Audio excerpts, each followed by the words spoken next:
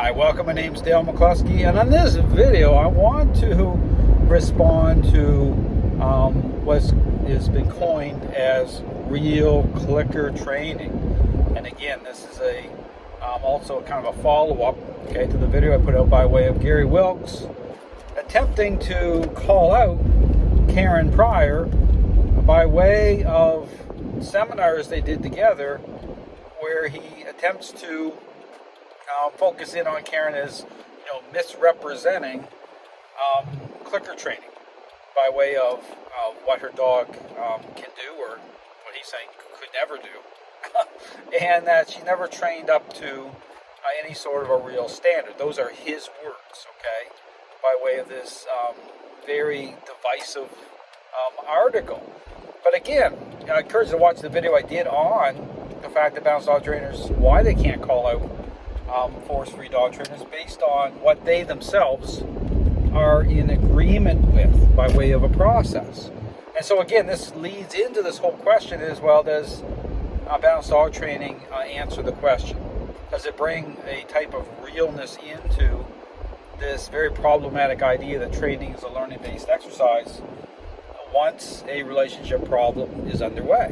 Is there such a thing as real clicker training? Is it real? And the answer to that is absolutely not.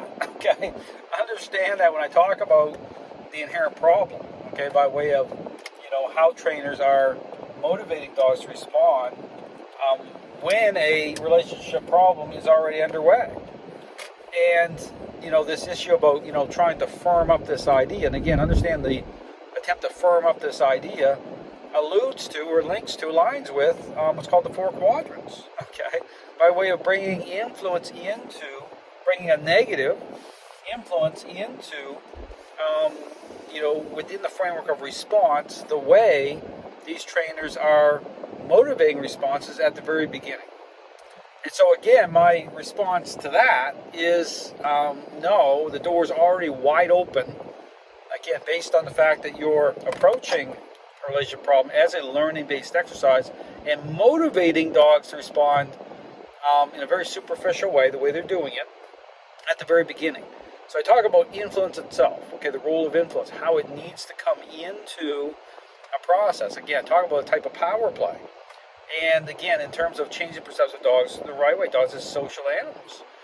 And I line this all up with the parenting example. If you just consider the parenting example in terms of, what a process represents once a child has already become selfish, things start to make sense.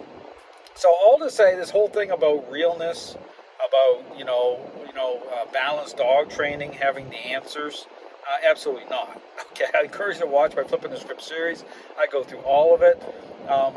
Balanced dog trainers. That's why balanced dog trainers. Really think about this. Balanced dog trainers give force-free trainers an ideological hall pass all the time on social media. All these statements you're hearing from balanced dog trainers saying, well, there's more than one way to train a dog. Like, really? I mean, where do you think that statement comes from? And then, and then on the other side of their mouth, right, they're trying to, discredit force-free trainers, trying to call, well, there's this radical group amongst them. No, there's no radical group amongst them. They're committed, to this idea of what training is. They're trying to understand that balanced dog trainers try to have it, both ways. Just like they're playing both sides of the fence.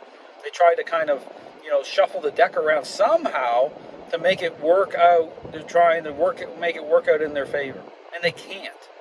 So understand, when you hear this thing about realness, when you hear about the 4 quadrants, when you're looking at the picture that's being, painted by way of response, you need to flip the back of the painting over to make sure it's not a counterfeit, because in many cases it is. It's a counterfeit picture by way of response.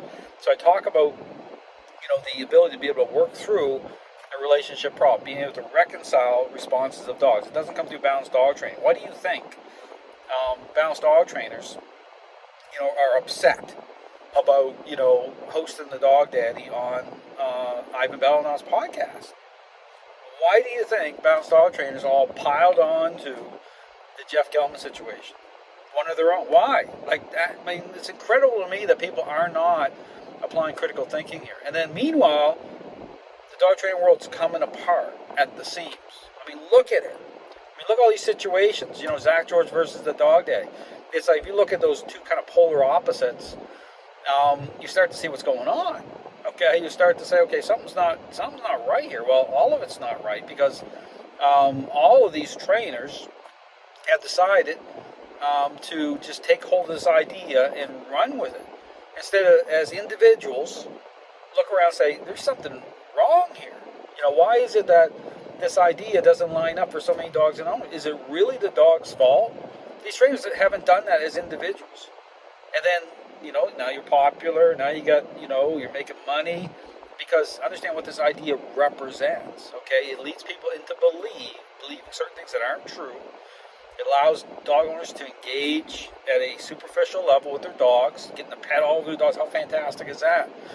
Meanwhile, come out the other side, oh, well, I don't understand. I mean, really? You're still having problems? Well, I mean, that dog just wasn't hardwired. It just wasn't hardwired right. I mean, I go through all of it. Yeah, what's not wired right is this idea. I mean, it's totally inherently flawed. There's nothing redemptive in it.